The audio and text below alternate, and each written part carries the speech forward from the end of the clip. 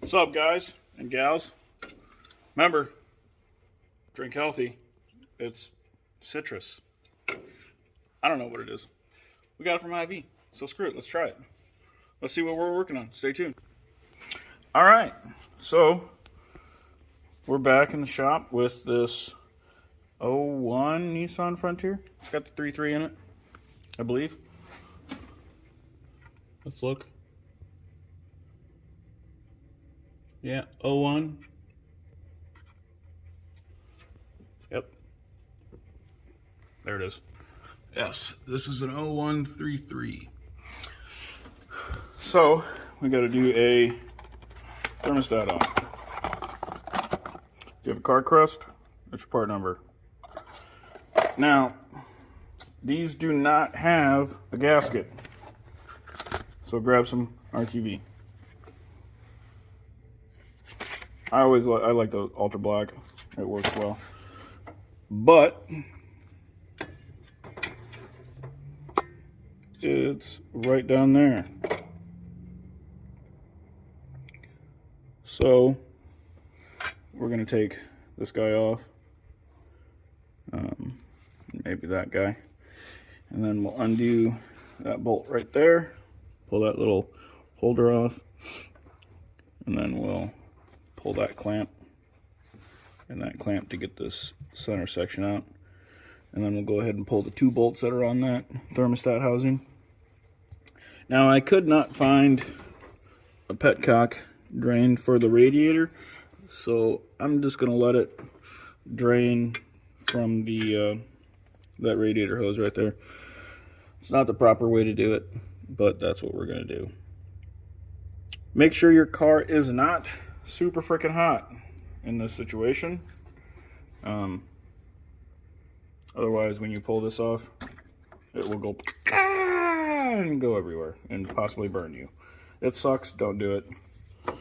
Okay, so I'm going to go ahead and gather up some tools. Obviously, we need pliers for this upper radiator hose to pull these clamps. I'm going to remove that just to get it out of my way. And then a flathead screwdriver for that one. And a wrench for that one. And then I think that's maybe an 11mm, but I'll find out. I'll let you guys know. Stay tuned. Thanks. Okay, so we got some room now. So the bolt that held this little bracket on was actually a 12. So I got that center section of pipe taken out, and now I can try to get those 2 bolts right there. And it looks like those are a 12 as well. I don't think I'm going to take this off because it really won't help me. So I'm just going to kind of try to get down in there as best I can and see what happens. I'm probably going to have to use a 1/4 inch. Make life a little easier. So I'm going to go ahead and do that. Okay, so I did end up taking those off. There's 3 bolts in that top piece, and then there's 1 stud right there, and then there's 1 on the right hand side, and then there's 1 down in the center on the right hand side. That bolt is actually a 14mm, and that's the tensioner, so we'll have to loosen that up and retension the belt. But there's actually 3 bolts on this thermostat housing, and that top one I couldn't get to because of that stupid freaking clamp. So I'm going to go ahead and pull that clamp off and then get to that bolt, and then there's 1 down there on the bottom also. So I'm going to go ahead and do that, and I'll be back. Okay, these clamps suck, so if you have some, replace them. They're freaking worthless. But I got it out. Remember, it's just RTV silicone sealant, so clean that up nice and good. And then there she is. Pull that old thermostat out, clean that gasket surface up, and then we'll start reassembly. Alright, so put a nice little bead on there, and then let that sit for about, I don't know, 15 minutes or so. Let it harden up a little bit before you just throw it on there. Shove that in there like that, and then we're going to let it sit for a few minutes. and let that RGB harden up a little bit, and then we'll get ready to throw it on there.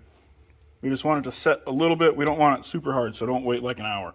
Just wait a few minutes, throw it on there, and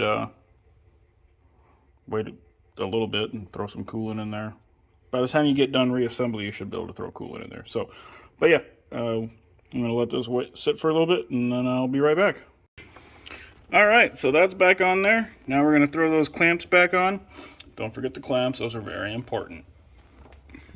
And then I'm going to throw this piece back on, and then we'll do the rest.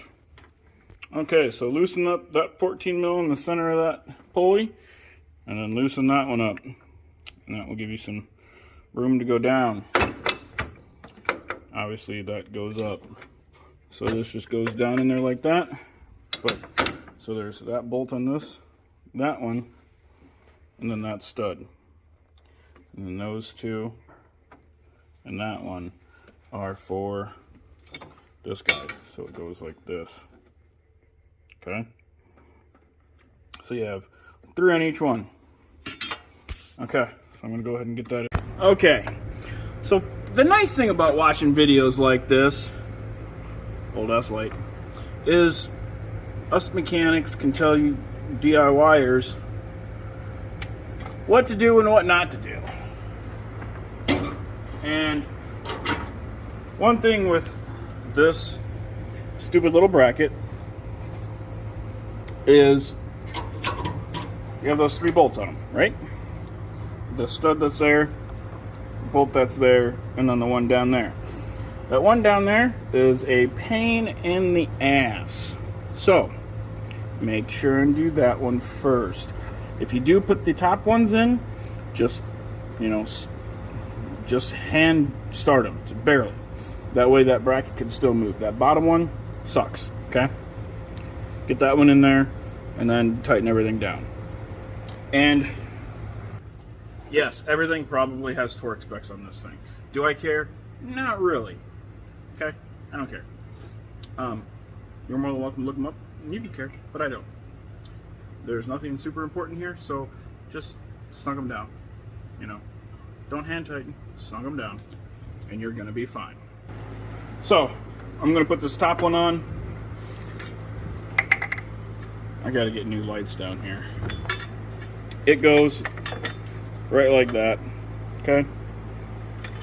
But we're gonna tighten this belt up first, and I'll show you how to do that. So what you're gonna do is you grab your impact. No, I'm just kidding. This isn't rocket science.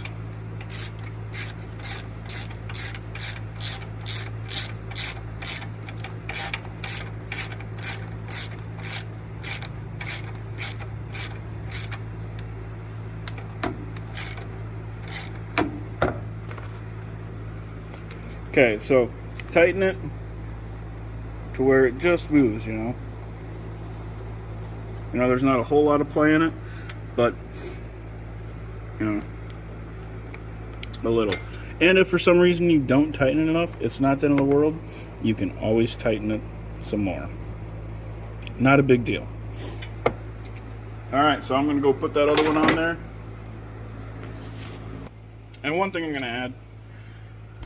A lot of times people will say, don't forget to unplug the negative terminal on the battery. Okay, we're not touching anything electrical. Don't freaking worry about it. It's a wasted step. You're not going to start your car on fire. Now, if you, for some reason, you know, I'm using it, my battery as kind of like a little tool holder. Now, if you know, touch those two, you're going to have a problem. But as long as you're not stupid, you're going to be fine. Okay, I'm going to go ahead and get this other bracket. Okay, now it's time for that sexy little upper radiator hose. Because it's sexy, I guess. I don't know. So a lot of times, vehicles will have a coolant bleed through. This one does not, because the radiator cap is higher than the, you know, the last piece in the puzzle. Your heater core back here, okay? So as long as that is raised higher than your radiator, it should bleed itself. So we're going to pull our cap off. After I do those, you know, we'll put coolant in it. So now we're going to go to the shelf and grab some all makes, models, antifreeze. And we're going to throw it in here.